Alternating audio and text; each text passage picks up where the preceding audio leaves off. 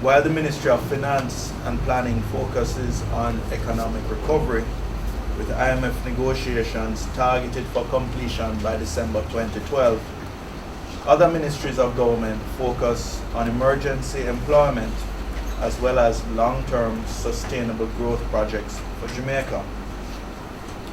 The Ministry of Transport works on housing in collaboration with the Ministry of Agriculture, Ministry of Labour and Social Security, and agencies such as the NHT, Heart Trust, NTA, and civic bodies like Food for the Poor, is effectively implementing the Jamaica Emergency Employment Program, GEEP.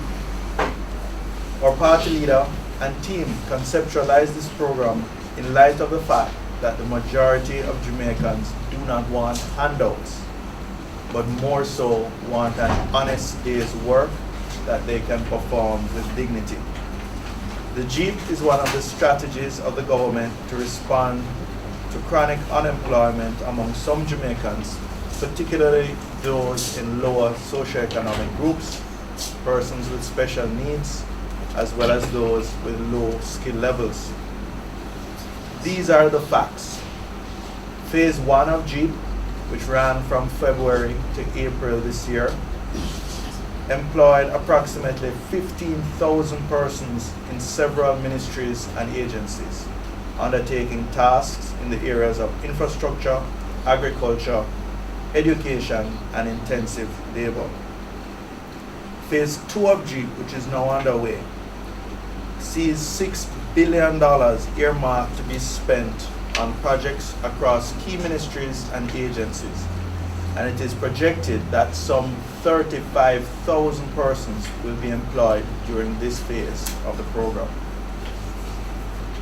Working with Food for the Poor, this government is ensuring a significant increase in the provision of housing units to poor households, erecting 1,200 two-bedroom units for such households, and in the meantime creating construction jobs and access to housing for those at the very bottom of the socioeconomic ladder.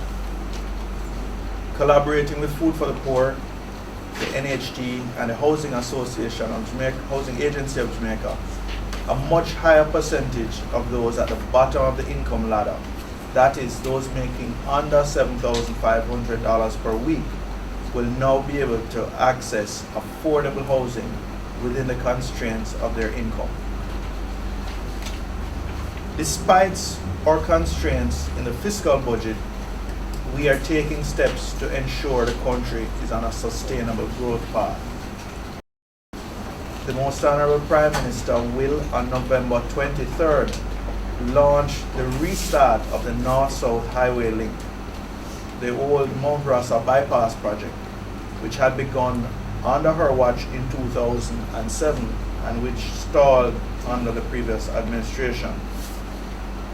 We will expand the Port of Kingston to accommodate the giant vessels which will utilize the newly developed Panama Canal. This will position Jamaica as a major logistics center and maritime hub in this hemisphere. The hotel sector is embarking on a new wave of expansion, with several hundred new hotel rooms to be built and major international hotel brands investing in the Jamaican hotel sector for the first time. Expansion of capacity in the area of ICT, business process outsourcing, is occurring with two recent approvals by the Development Bank of Jamaica to finance the creation of facilities which will in turn provide 3,800 jobs. Another application is now under consideration by the DBJ, which will see the creation of another 2,500 jobs. This program has the capacity to finance the ICT facilities, which collectively will facilitate the creation of 10,000 jobs. We're taking steps to reduce Jamaica's electricity costs, and we expect that over the next 3 years, based on the investment of JPS's owners, the existing shareholders, in new generating infrastructure, that we will see a substantial reduction in our energy, in our electricity costs, and using a cheaper, cleaner fuel that will now diversify our fuel supply. Our sports and entertainment industries, built on our unique Jamaican culture, vibe, and creativity, which the rest of the world finds so engaging, provide us with other unique opportunities to leverage brand Jamaica in a wide range of economic enterprises. At the same time, we are also working on the legal, regulatory, and operational reforms, as well as the enhancement of productivity of our people through better and more targeted training.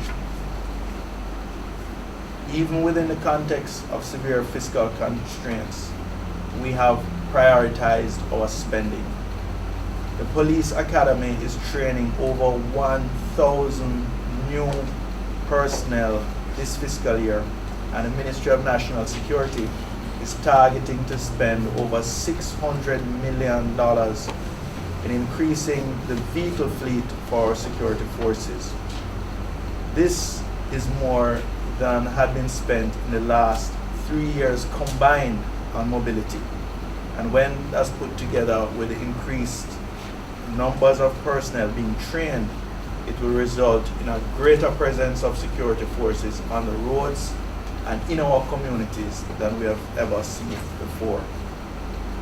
We have advanced key pieces of legislation, including amendments to the Evidence Act, which will allow vulnerable witnesses to appear by way of video link, amendments to POCA, the Proceeds of Crime Act, and amendments to various pieces of legislation to eliminate the savage penalties of whipping and flogging.